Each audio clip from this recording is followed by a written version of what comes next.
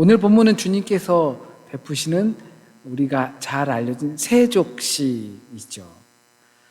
이 본문을 다루고 있는 곳은 복음서들 중에 유일하게 요한복음에서만 주님께서 제자들의 발을 씻기시는 장면이 나옵니다. 그런데 이 세족식만 등장하는 것이 아니라 그것이 유월절이 임박했을 때 주님께서 제자들과 함께 하는 마지막 식사 자리라고 함께 묘사합니다. 그러니까 성만찬을 제정하는 모습이 같이 있는 거죠. 제자들의 발을 씻어주시고 마지막 식사를 하시면서 주님의 빵과 포도주를 나누고 먹고 마십니다.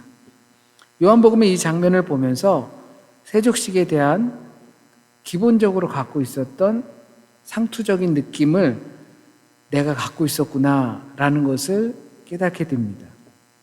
우리가 기억할 땐 왜냐하면 이 장면 마치 영화 보듯이 씬만 기억을 하다 보니까 세족식 있었고 그리고 성만찬식 있었고 마지막 식사 자리 이렇게 느껴지기 때문인 것 같아요. 그래서 우리가 하는 것이 주님의 섬김을 생각하면서 세족식을 베풀거나 하는 거죠. 같이 연결해서 보지 못하고 주님께서 세족식을 베풀었으니까 우리도 세족식을 베푸는 그런 것으로 생각합니다. 그러다 보니까 성만찬도 역시 성만찬을 주님께서 베푸셨으니까 우리도 하는 거죠. 교회를 다니다가 보면은 한 번쯤은 이 세족식을 해보셨을 거예요. 수련회를 가서 한다거나 아니면 이 고난주간에 모여서 함께 세족식을 행사하거나 아니면 특별한 헌신을 다짐한 사람들이 이 세족식을 할 때도 있죠. 이런 경우도 있습니다. 부모님들이 자녀들의 발을 씻겨주는 거죠. 자녀들의 발을 씻겨주는 거야 사실 그렇게 대수로운 일은 아닙니다. 어릴 때 목욕부터 해서 기저귀부터 해서 다 해주죠. 그런데 이 주님께서 보여주신 이 상징 행위를 나한테 적용하면서 그러면서 부모님들이 자녀들의 발을 이렇게 닦아줄 때 부모님들은 되게 훌쩍훌쩍 하는 경우가 있어요. 반면 아이들은 킥킥킥 거리곤 하죠. 발이 간지럽기도 하고 재밌기도 하고 하니까. 그러다가 자녀들이 부모님이 눈물을 훌쩍훌쩍 하는 모습을 보면 갑자기 자기가 뭘 잘못해서 엄마나 아빠가 눈물을 흘리시나 그러면서 눈치를 보게 됩니다. 이런 모습을 통해서 우리가 가장 많이 느끼는 것이 주님께서 제자들의 발을 씻겨 주셨다는 거죠. 그래서 후반부에 주님께서 말씀하셨던 것처럼 우리도 서로 너희도 서로 발을 씻겨 주라라고 하셨던 것처럼 우리도 서로 발을 씻겨 줘야 한다라는 생각을 자연스럽게 갖게 됩니다. 세족식을 그렇게 받아들이고 있다면 주님께서 보여주신 이 발 닦아주시는 이것을 우리도 상대방의 발을 닦아주고 조금 더 나아가서 내가 좀 낮아지고 헌신하는 모습을 보여야겠다라고만 생각한다면 그렇게 일단 하시면 됩니다. 내가 생각할 때 나보다 못한 사람, 나보다 없는 사람, 나보다 덜 가진 사람, 나보다 재주가 없는 사람, 나보다 지능이 떨어진 사람, 그런 사람들의 앞에 가서 팔을 걷어 올리고 허리를 숙이고 그 사람의 냄새나는 발을 닦아주시면 되는 거예요. 이렇게만 해도 우리는 이 본문 말씀을 잘 받아들이고 있다고 생각해요. 큰 의미가 있습니다. 그러면 우리가 신앙생활 하면서 살아갈 때 화낼 일보다 눈물 흘릴 일이 더 많아지겠죠. 그렇다면 적어도 우리가 잘못 가는 것은 아니라고 생각이 됩니다. 주님께서 이렇게 보여주신 세족식을 주님도 이렇게 겸손히 낮아지셨으니 선생으로서 제자의 발로 내려가 주셨으니 우리도 본받아 사람들 앞에서 내가 그렇게 허리 숙이고 낮아지면 잘못된 건 아니에요.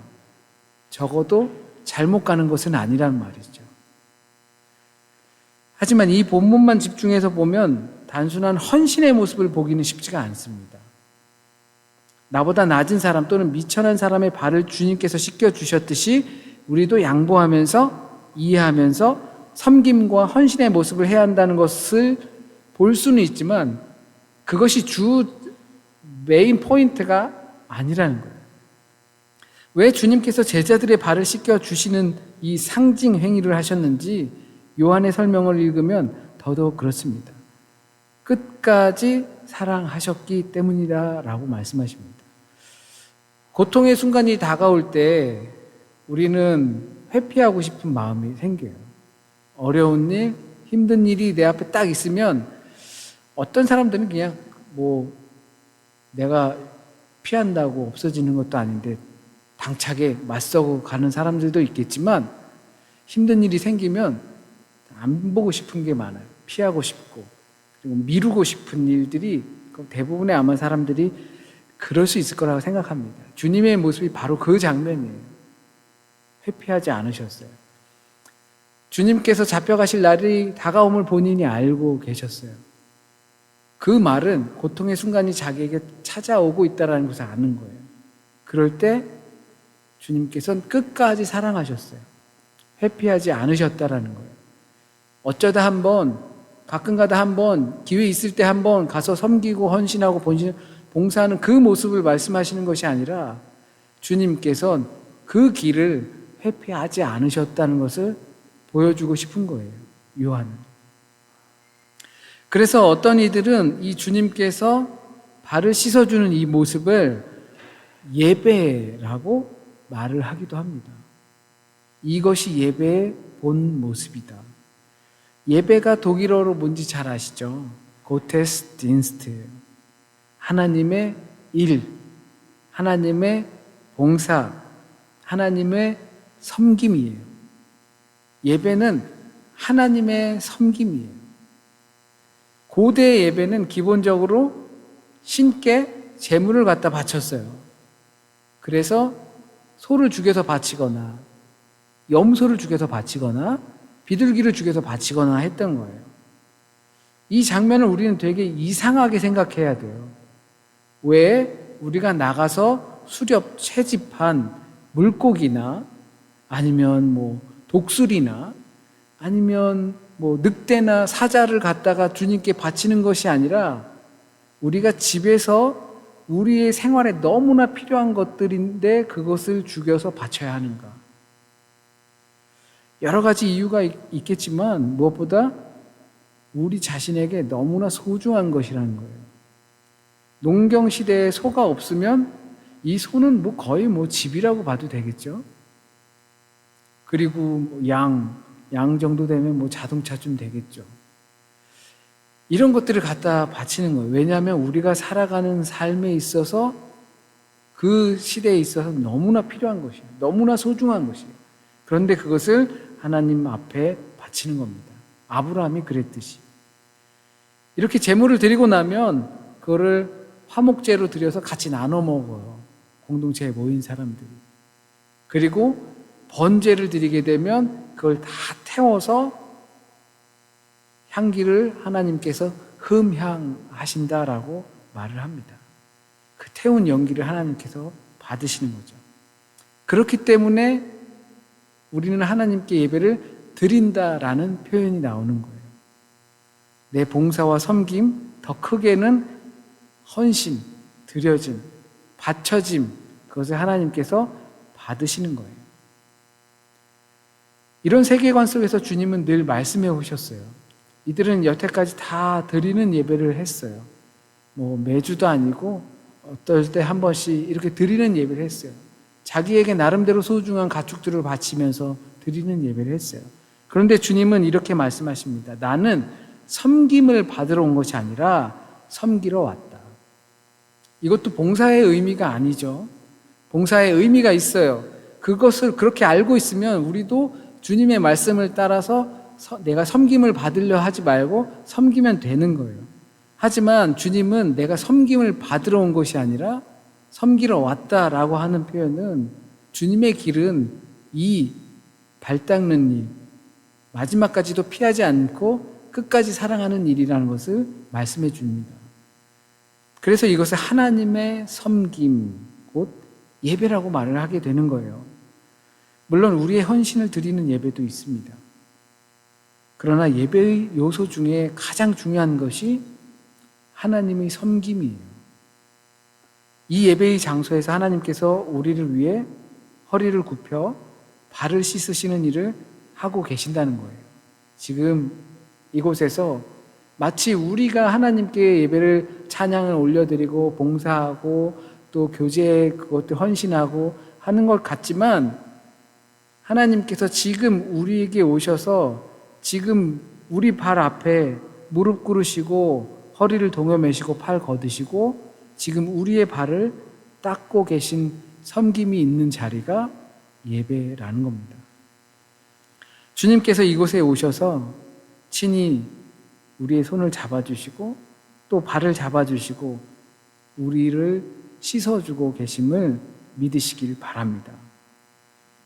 물론 우리는 예배를 올려드립니다.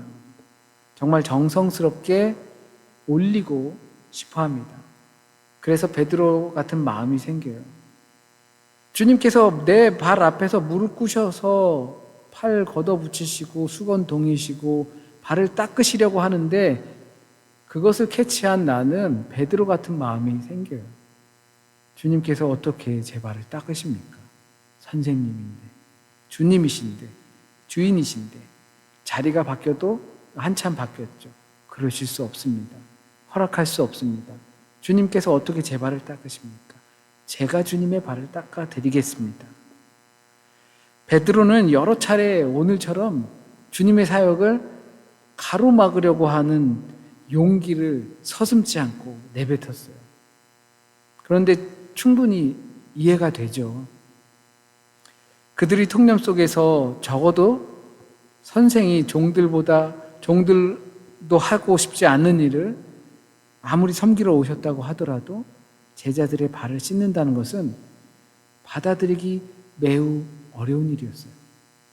그러나 우린 스스로 씻을 수 없다는 걸 알아야 돼요. 우린 스스로 구원할 수 없다는 거예요. 우리 십자가가 아닌 주님의 십자가로 우리가 구원을 받는 겁니다. 우리가 자기 십자가를 지는 것은 나를 구원하기 위한 것이 아니라 주님을 따르기 위한 거예요. 그것을 우린 바라볼 수밖에 없습니다.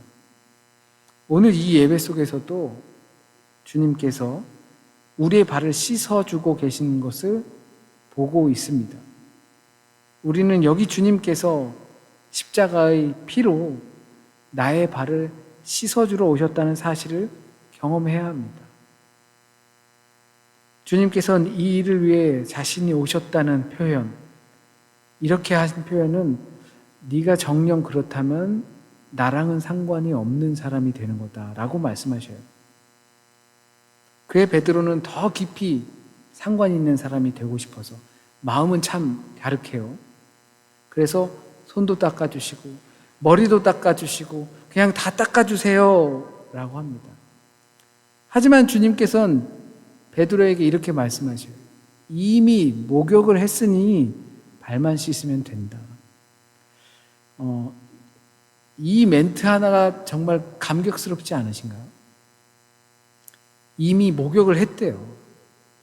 그러니까 이미 구원을 받았다라는 표현을 할 수가 있겠죠.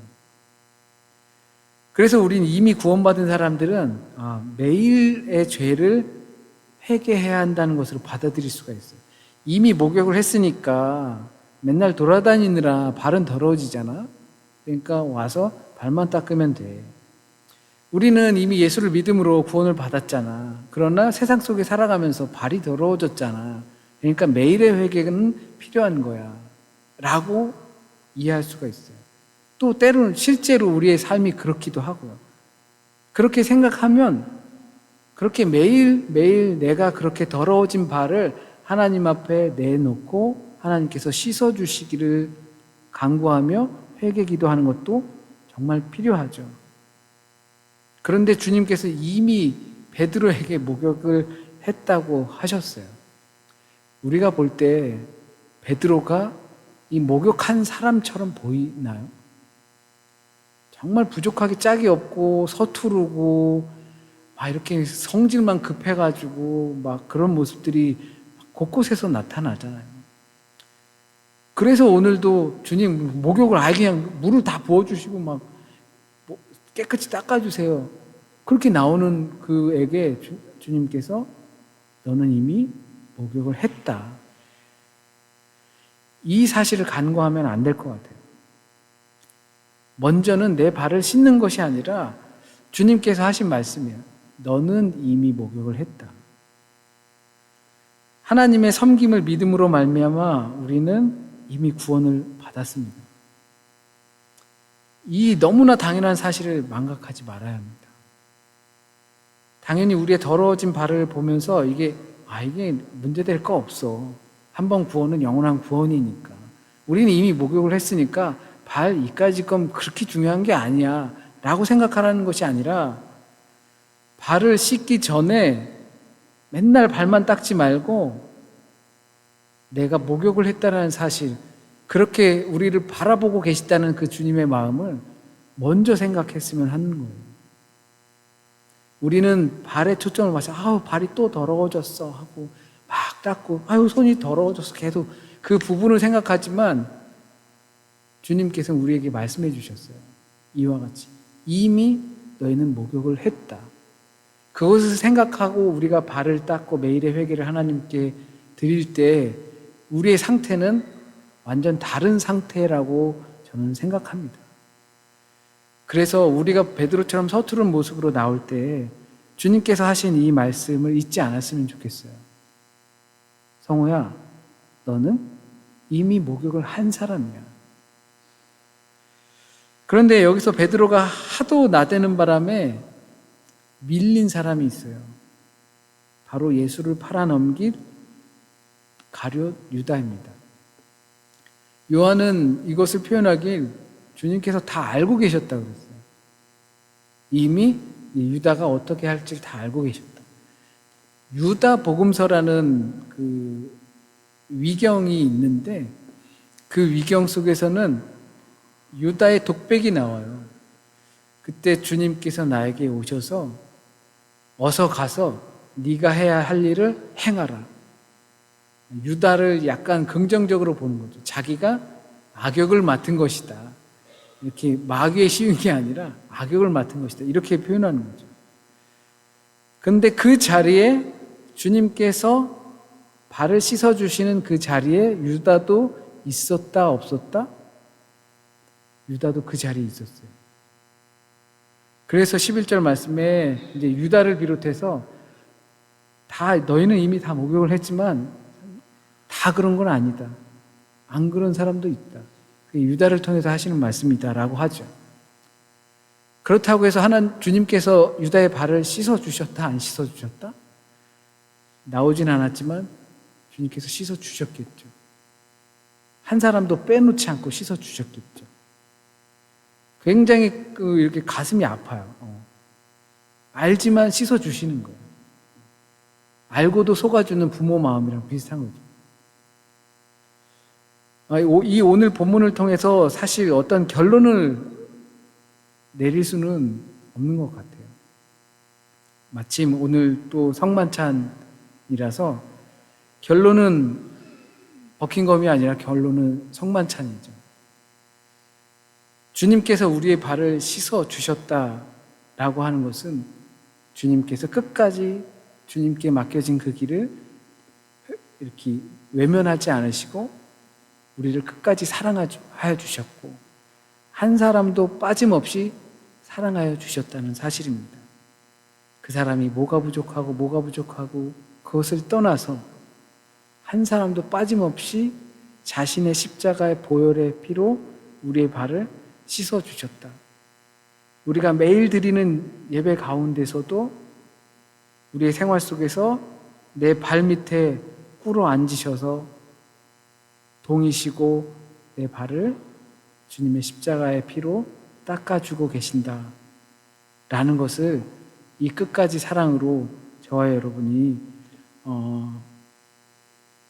마음속에 깊이 느끼시고 또 주님 생각으로 더 깊이 나아가실 수 있기를 간절히 소원합니다.